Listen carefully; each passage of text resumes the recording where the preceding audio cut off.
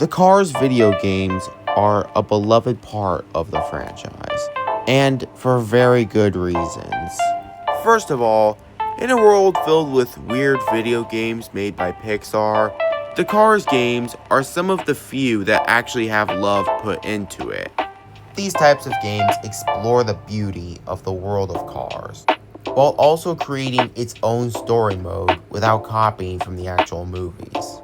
I actually did my own video ranking the 5 mainline Cars games, so I don't really know what to say, but I'd say go check that out if you want to hear my thoughts on all 5 of those games. But I'm not talking about those games today. Instead, I'm going to be talking about a game that has some similarity with the Cars video games. Today, I shall be playing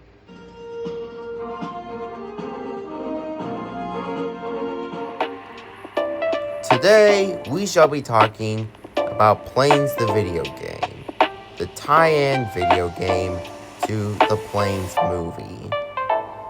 And at the end of the video, I will be determining if this was a good game or not. Before I start, I'm going to just talk about a couple things, such as the release date for this game. This game was released on August 6th, 2013, just 3 days before the actual film was released. Now, I would be lying if I said this was the first time something like this has happened, because it isn't. Cars the video game was also released 3 days before the actual film. I mean, this almost makes you wonder, was this something that was intended to happen, or did history just repeat itself on accident? I honestly don't think we'll ever know. And before I start this review, I might as well just go over what I think of the Planes movies. I honestly think the Planes movies are underrated. Yes, I know that may sound weird, but just listen to me. Yes, I will admit, this movie does suffer from a few of its flaws, such as a couple of jokes that weren't really all that funny to me. Betcha. I even made up a slogan. Oh, slogans are good. Corn. It gives you gas. A plot that, while not bad, is a little generic in some places. Not to mention that there are a couple of coincidences in this story that make Dusty lucky. And a couple of other nitpicks I have with this movie. I do think there is also a lot of credit to this movie that I don't see a lot of people give it. For starters, I think Dusty is a great protagonist. I mean, yeah, he's a typical nice guy underdog type character. But he does also have a very good character arc about overcoming his fears and stepping out of his comfort zone. Especially so he can realize that he could actually be a racer and not just a crop duster. While not on the same level as the characters from the Cars series, most of the characters are filled with personality, and in one way or another, they do have an importance to the story. The soundtrack is without a doubt filled with bangers. Nothing Can Stop Me Now is definitely my favorite song from this film. It's just so inspirational, and it just sounds so damn good. I would even say it's almost as good as Real Gone. Well, keep in mind, I said almost. The world building in this movie is also really good as well. It's really fun to see what air racing is like in the Cars universe, as well as also learning what other countries in the Cars universe are like. We also got to learn that World War II happened in the Cars universe, as well as seeing Skipper's sad backstory and the reason why he was so hesitant to train Dusty. And while I may not love Ripslinger very much, it's very clear what his motives were for wanting to get Dusty out of the race, and he definitely had some really good plans to do just that. So I'd say he's a pretty good rival for Dusty. And while I did say that a few of this movie's jokes were childish at times, there are actually a few good ones. Did you say El Chupacabra or El Cuckoo Cabra? You make joke? You make joke? Very well. You leave me no choice. I squish my cape at you. You have been shamed. But that's just an example. Also, I can't help but feel like this scene with Ashani here is kind of an adult joke. but maybe it's just me. And also, the moral of the story, inspirational to say the least. Learning that you can do more than just what you were born to is such a damn good message. So, yeah, Planes is not some type of masterpiece or anything. I do think it was a pretty good movie that didn't deserve all the hate it got just because it wasn't Cars 1. Then there's Planes, Fire and Rescue, which is just about on the same level as Planes, if not just a little bit better. I am actually in the middle of trying to decide which movie I think is better. Dusty goes through a new character arc where he has to learn about teamwork and adapting to unexpected circumstances. Like the characters from the first movie, I really do like these guys, and they all play an important part in the story in some way or another. Although this movie did just so happen to also sideline the old characters, along with pretty much getting rid of most of them as well. Also, again, love the world building for the Cars universe. It's really nice to learn about places like Piston Peak and seeing the way these vehicles fight fires as planes. I definitely really like the soundtrack for this movie. Like Nothing Can Stop Me Now, Still I Fly is an inspirational song. Maybe it doesn't sound as good as Nothing Can Stop Me Now, but it's still such a really good song. Also, they managed to get Thunderstruck by AC/DC in this movie. Let's f***ing go! Woohoo! It still isn't amazing. The comedy in this movie is definitely better than the last movie's comedy. Howard the Truck? You invited me here to watch a... Dude, judge not a video by its cover. Also, this movie definitely has an adult joke. It's more obvious than what I thought was an adult joke in the first movie. For our wedding day, bought her the best set of white walls. We wore off the treads on our honeymoon. Yeah. Driving. Driving. Oh, she said driving. Delete that. Delete it. You know, for kids. My biggest problems with this movie are completely ditching air racing for firefighting. Basically doing what Cars 2 did, but without using racing as a subplot at least.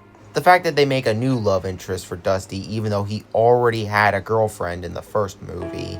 And the fact that Dusty doesn't even try to tell her that he has a girlfriend. I don't really mind Dipper or anything. I think she's a character that's perfectly fine, who did help out in the story.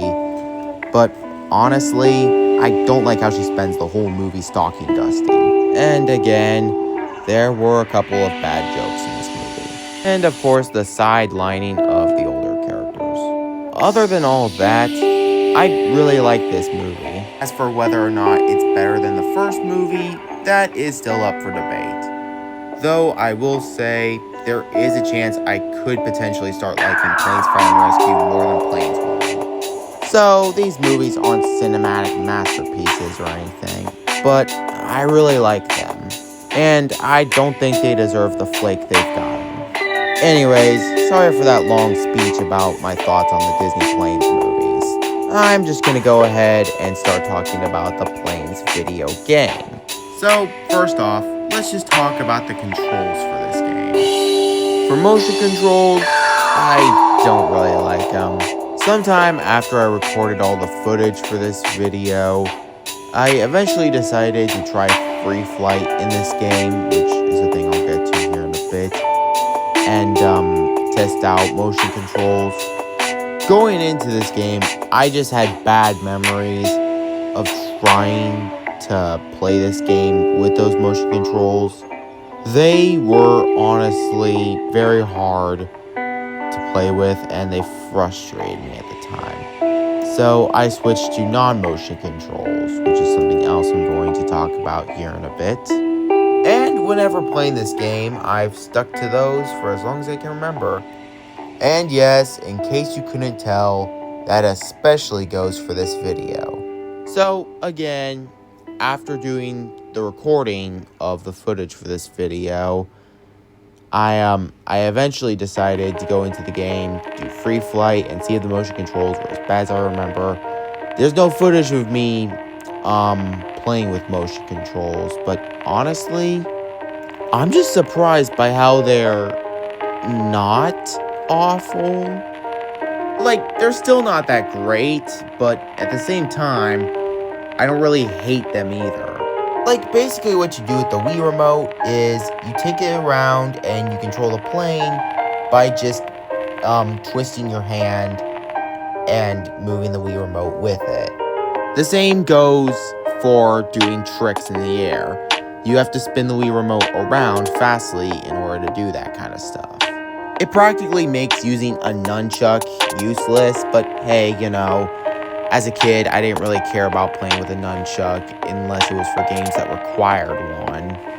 And yes, you can still play this game perfectly fine with or without a nunchuck, but the only difference is the controls will be different. The only ones that are the exact same that I know of are probably the B button and the A button. I mean, I haven't really shot any targets using the A button with motion controls, but I'm pretty sure it would be the exact same. Please tell me if I'm wrong.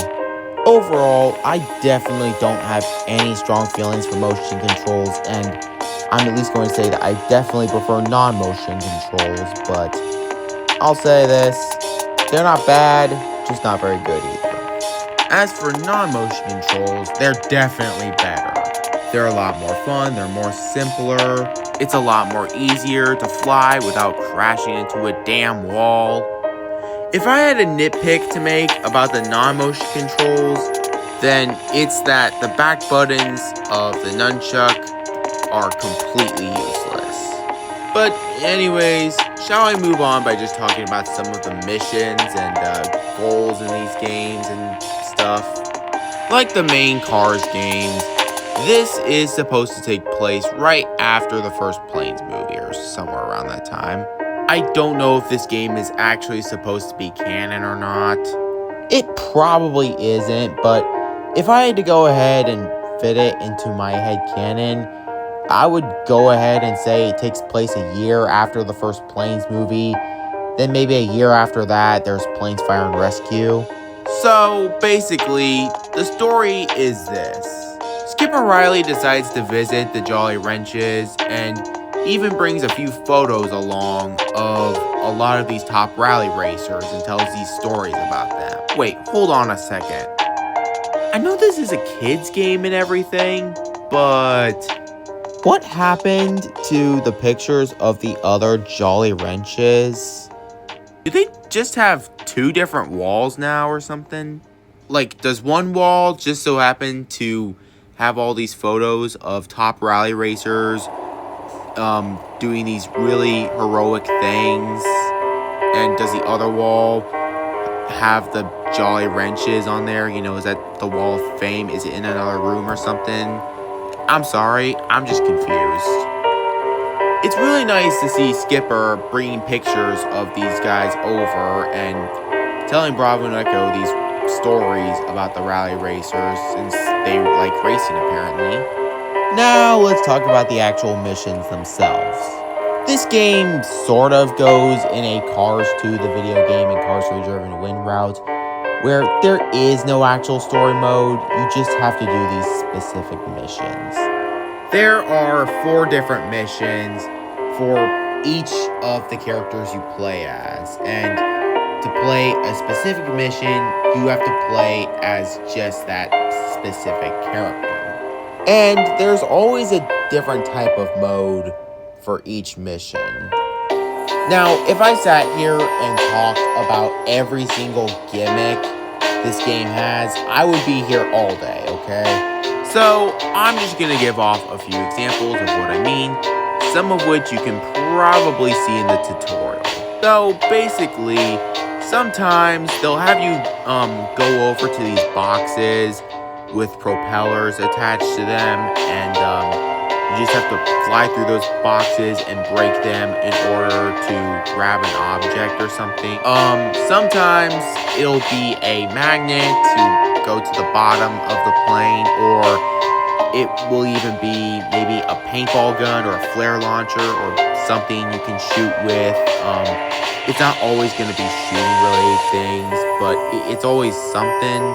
Or maybe it'll even be a plow or something, so that way you can, you know, use it to just ram into whatever the hell you want to ram into. in order to get to all that stuff, you just have to follow the arrow or maybe look for wherever your strobe lights are telling you to go to, or, you know, you just gotta find it somehow. Of course, I should probably bring up what everyone's favorite thing to do when it comes to the Cars franchise is, and that is racing. Yes, there are air racing missions where you can play as this plane's character and fly as them. And in order to know where you're going, they have these big hoops that you have to go through in order to keep up with the race. If you don't go through them, you're pretty much screwed. You're gonna slow down for a bit. And yeah, there are also a few missions where you have to find all these pitties and take them to a certain location that they can't get to on their own, you know, using a magnet. And the more tricks you do while carrying them, the more points you get once you set them down. I honestly never really liked these levels. Yeah, those levels I was just talking about the ones where you pick up the pitties and take them to locations while doing tricks to get points from them. You have to get 900 points, and if you don't do those tricks, the points will just drain out and you'll get less of them. So you gotta keep doing it in order to get the most amount of points that you can. And if you finish the mission by a certain amount of time, you'll get whatever medal you can by beating said time. The problem with these missions are, wherever you're taking them, there's always going to be walls in the way and stuff, and you're going to want to do a specific kind of trick that the Wii Remote is trying to tell you to do. I'm really not a fan of these levels, and I'm so glad there's so few of them in this game. And for the final example of a gimmick I'm going to tell you about here, In some missions, it's going to want you to fly into all these green circles at the end of said mission, so that way you can properly land. So now let's talk about this game's story mode, I guess. even though you can't play as anyone else in the tutorial and basically have to play as Dusty in said tutorial, this game will actually let you start out with 4 characters and let you pick whoever you want to. There is no specific character to start from, just play as whoever you want from the start. It could be Dusty Cropper, El Chupacabra, Ashani, or Bulldog. But you eventually have to play as all of those 4 if you want to move on to the next character in the game. After that, the rest of the order is specific. You play as Skipper next, then Bravo, and finally, you finish the game with Ripslinger. What? What the fuck? Yes, I am not kidding you.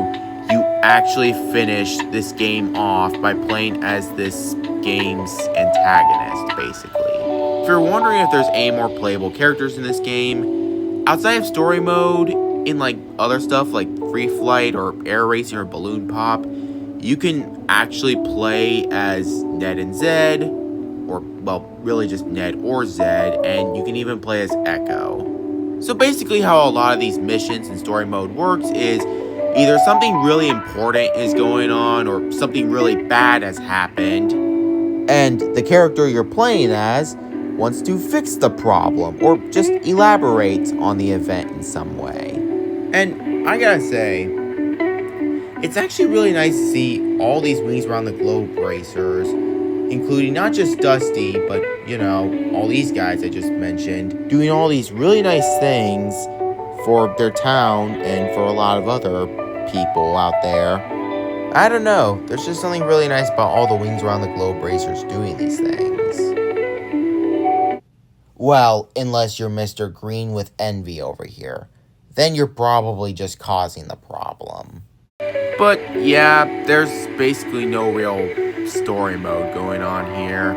It's all just these events that these air racers and Jolly Wrenches, Skipper and Bravo decide to help out in. And Skipper is just the guy telling some of these stories. Cars 2, the video game, does have a kind of similar mode, where it's not really any type of specific story mode.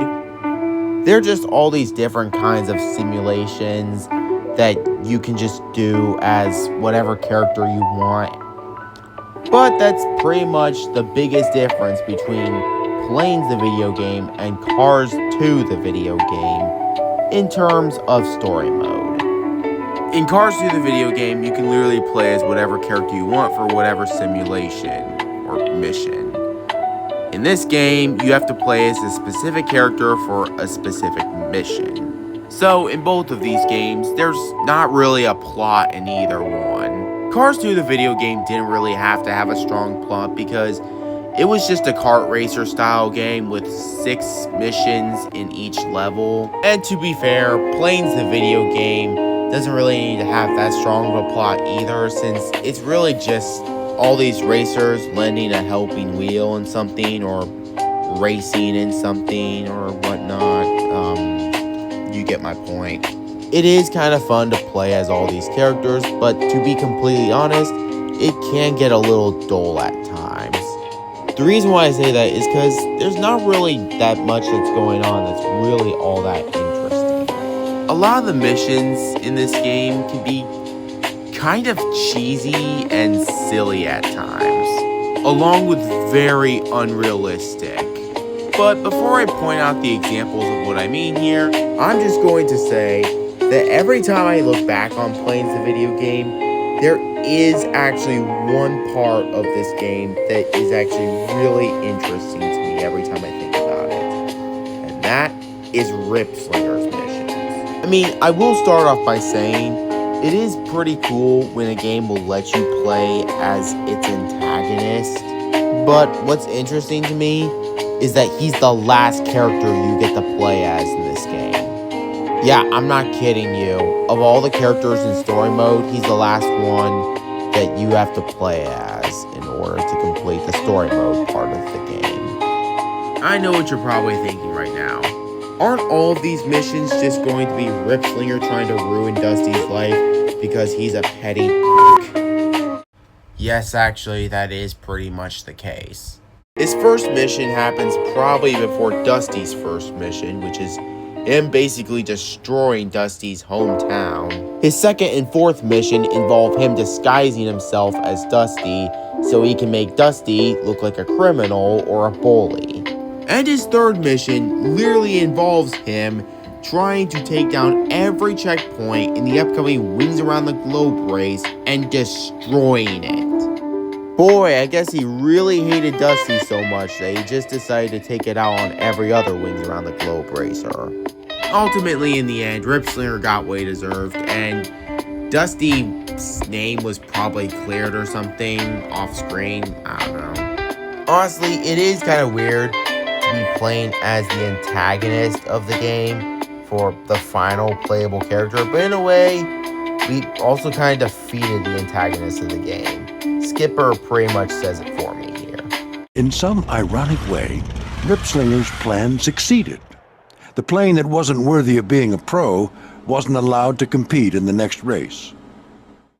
So yeah, Ripslinger pretty much just dug his own grave. It is kind of interesting to me that there's no real final boss with him or anything. Like, yeah, he's already been suspended from the Wings Around the Globe, but I kind of wish Dusty got an extra mission where he had to face off against Ripslinger after completing all of Ripslinger's missions, making Dusty the only character with 5 missions. And it's not a prejudice against any other character either, because Dusty's the main character. If any character in the game should have an extra mission so that it can be the final boss of the game, it should be Dusty against Ripslinger.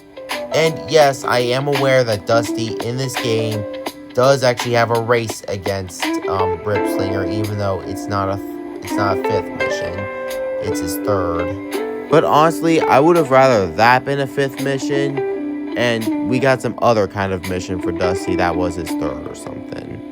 At least, that's how it would have gone if I made the game. I guess we can assume that canonically, after all of Ripslinger's missions, Dusty came out and tried to defeat Ripslinger in this race. In the cutscene prior to this race, in this mission, Skipper does mention that Dusty did almost lose one of his biggest sponsors thanks to Rip Slinger. So I would guess this had something to do with Dusty's quote-unquote vandalism. Also, in the same race, Rip Slinger tries to have Ned and Zed try to hit us in this race. Boy, I guess we just found the planes equivalent to Jerry Unick, didn't we, guys? Sorry for the shameless plug, but if you want to know who Jerry Unick is, Please go check out my playlist involving videos of him from both me and my friends, and you'll see who the hell this guy is. but yeah, I can tell Rip Slinger was not having it. Not only did he take his anger out on Dusty's hometown and the other Wings Around the Globe racers, but he even tried to mess with Dusty's girlfriend and hurt her hometown. Honestly, I don't even know what Rip Slinger's motivations are anymore. Is he just trying to mess with Dusty or people who are friends with Dusty?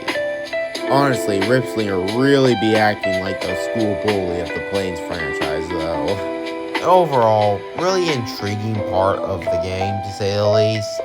I don't know what else happened to Rip Slinger after his suspension, but I don't know. I guess he just never really came back from that point or something. I guess we'll never know. There's something else I'd like to talk about in these missions, and it's these points award system. There's this system of medals for each mission, and if you get enough wing points from doing your job around the place, like doing what you're supposed to do in these missions, and I don't know, flying through haystacks or boxes or whatever and getting these wing points, then you can get this blue medal. And it's even better than the gold medal. Probably see me flying around in these missions just trying to hit these haystacks so I can get these wing points and everything, and barely even trying to do my job. And it's because if I don't go through most of those haystacks, I'm not going to get enough points for a blue medal at the end of the mission. And even if I ignore said haystacks and just do my job, I'm still not going to get that much of a high score. It's not that you desperately need to get a blue medal or anything, it just kind of helps you with leveling up and stuff. It's really just annoying to go through, and when you're not doing your job, the characters will say some kind of dialogue like, oh, hey, I need to get back to doing this, or oh, hey, I really need to get that, or oh, hey, this still needs that, or something. It's like, bro, shut the up. I'm trying to get all these wing points, damn it. And overall, it's just pretty annoying to deal with. And now I guess I better talk about an example of one of the missions that I found to be pretty unrealistic and just pretty silly overall. And before I hear it's just a kid's game, Kirby, being a rated E game doesn't excuse it being childish at times. Same thing can be said for kids' movies and cartoons. I'm willing to defend the Planes movies, okay? But even I can't ignore their flaws, and I'm not going to just defend it by saying, it's just a kid's movie. So if I see a single, it's just a kid's game comment, I'm going to be pissed. But why am I even saying that there would be something so unrealistic and childish in this game? Am I right, guys? It couldn't be that bad. Oh, you have gotta be f***ing kidding me. How in the ever-living does Dusty survive 5 tornadoes in his hometown while flying? He barely survived the thunderstorm in the first movie, so how does he even survive this while getting close to said tornadoes? Oh, and don't even get me started on the D-Tornado Fire. Yes, there is actually a weapon in this game called the D-Tornado Fire that a farmer invented. One that can take out any tornado. yeah, let's just face it, Dusty got so lucky here because the plot said so. I don't care if this is a kid's game or not. This mission is completely unrealistic, and as said kids get older, they're going to realize it was pretty unrealistic all along. And yeah, I know Mayor Tall Tales, the video game, was also a little silly at times. But one, these are stories told by Mater that we don't know if they're actually true or not. And two, at least they didn't invent something so made up and so bizarre like the tornado fire. So basically, there are some fun missions in this game, like the ones where you play as the Wings Around the Globe racers and do good things for civilians and whatnot. And there are some missions, like this one here that I'm playing, that just make no sense whatsoever and are just pretty bad. So, overall, it's kind of just a mixed bag. So, I guess next up, I'll just talk about the other 3 modes. So, first off, there's another mode called Free Flight that I already mentioned before. It's pretty much this mode where you go around, just flying in whatever location you want to. And, you can collect these puzzle pieces for just, like, a full picture of whatever place. And did I mention that you can play as whatever playable character in this game you want to for these types of modes, and that it has even more playable characters than the ones in story mode. It's a pretty fine mode if you're into collecting puzzle pieces or just wanting to fly around in this area for whatever reason or whatever. Then there's basically the air rally races, where again, you can play as whatever character you want and do these race courses in whatever area you want. And then you also have the option to add items in case you want to do a little bit of Mario Kart, but they fly now. Not referring to Mario Kart 7, by the way. I don't really use items that often because, one, I like more simple flying and racing. I know I obsess over battle racing with Cars 2 the video game and Cars 3 the game. But when I did play with items, they weren't really that fun to use in this game. I do really love this arcade mode, as I do for the Cars games as well. Just probably not as much. And finally, we have Balloon Pop. Basically, you fly around and pop as many balloons as you can before the time runs out. You have to make all these points go away by the time the time runs out. The bigger the balloon, the more points you get rid of. Yeah, it's probably my least favorite mode in this game, but it's not terrible. So, yeah.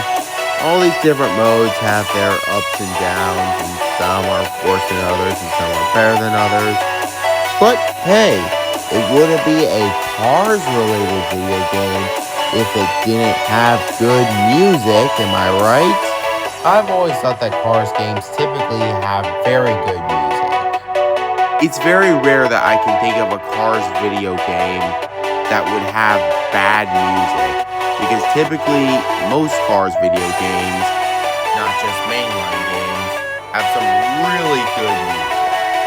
And Planes the video game is no exception to this. It's not exactly the greatest Cars video game music I've heard. In fact, it's probably worse than a lot of others out there. Better than some, but objectively worse, like it's not really on par with the mainline games music, and I'd say, there were other things like Mayor Tall Tales, the video game, or Cars Fast as Lightning that had banger soundtracks that were probably even better than this. But this game's soundtrack is pretty good for what it is. Okay, so any other things I have to say about this game? Oh yeah, you know what? I might as well talk about what are probably some of my favorite missions in this game, considering I just talked about was probably my least favorite mission in this game. Just barely being below the unplayable Super El Taxi Cabra. And Desert Cleanup with it saying that Dipstick Desert is a town when in the movie it was just an out of camera range place. Sorry about that. Back to talking about the good missions. Ticket to Ride is honestly pretty fun. Yeah, racing against Trev from the first movie as a plane is pretty silly, but considering how crazy El Chupacabra can be sometimes, this sounds like something he'd do. Maybe it's because Bravo and Echo are two of my favorite Planes characters, but I really enjoyed Fly Eisenhower Needs Our Help. It's not really my favorite mission in the game, and it's kind of held back because it has a few childish circumstances to it, but it's pretty damn fun. Especially seeing Bravo and Echo help out their crew. Seeing racers like Dusty and Ashani help out was something I really liked about this game. So missions like Trouble and Prop Wash and Colorful Calamity were two examples of this that I really liked. And finally, I'm going to bring up Trouble for Prop Wash. Like I already said in this video, Rip Slinger's missions were definitely one of the more intriguing parts of this game to me. And again, this isn't to say I'm the hugest Rip Slinger guy. I think he's definitely a very good antagonist, but he's not really super memorable or funny like someone along the lines of, oh, I don't know, this guy. But it was definitely very interesting to, see how Prop Wash became the way it was prior to Dusty fixing it up in his first mission. And I can't describe it, but it's kind of fun to play as a character you just love to hate at that point. Alright, at this point, I think we're pretty much ready to come to the conclusion. Oh, but wait, I think I forgot to bring up the graphics. Yeah, they're pretty awful. And they're not really much better on the other consoles. Okay, now we can come to our conclusion for real this time. Okay, so honestly, this game's kind of a mixed bag for me. On one hand, there's a lot of aspects I love about this game, but on the other, there's also some pretty big flaws as well. You would think since I'm typically more positive, and that I'm willing to defend the Planes movies, that I'd actually like this game. But looking back at it, I am kind of slightly disappointed. This isn't to say that it's bad or anything. At best, it's kind of fun and decent. At worst, it's just meh. It's definitely not the worst thing I've ever played, but it's certainly not the best either. Overall, I'd say it's pretty mid. Gotta say though, if we just pretended this was the sequel to Planes, and that Planes Fire and Rescue was just the third movie or something, or whatever, then I guess we got a Planes trilogy after all. That's not to say I really believe it's canon. I honestly don't even know if I consider this canon or not. That's pretty debatable if you ask me. But when you think about it, that's pretty much the closest we have to a Planes trilogy at this point. Anyways, sorry this took so long to upload. When I started making this video, I was hoping to have it done by August 9th, but I ended up getting this video more delayed because of personal life and stuff. But hey, here it is, and now I might as well say what I'm going to do next after this video. Now that this video is complete, the next discussion video I'm going to work on is going to be a discussion video talking about how I feel about the upcoming Disney Junior show, Lightning Racers. Trust me when I say I have some stuff I want to say about the show, but we'll cross that bridge when we come to it. But anyways guys, that'll do it for now. Thank you so much for watching this video. Hey, please leave a like and subscribe and comment down below and everything. Hit the notification bell too. Of course, that's all optional, but I'd like it if you could. And hey, feel free to leave your thoughts on this game down below. As a matter of fact, if you want to, you can share your thoughts on the Planes movies as well. I'm a pretty big fan of them, but if you don't like them, that's fine. Same thing can be said for whatever you think of this game. If you like it, good for you. More power to you. If you don't like it, that's fine. If you're just somewhere in the middle like I am, that's cool. Whatever the opinion is, please at least be respectful in the comments. That's all I ask for you.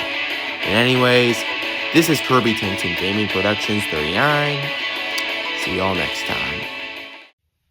Did I really just talk about Planes the video game for 41 minutes straight?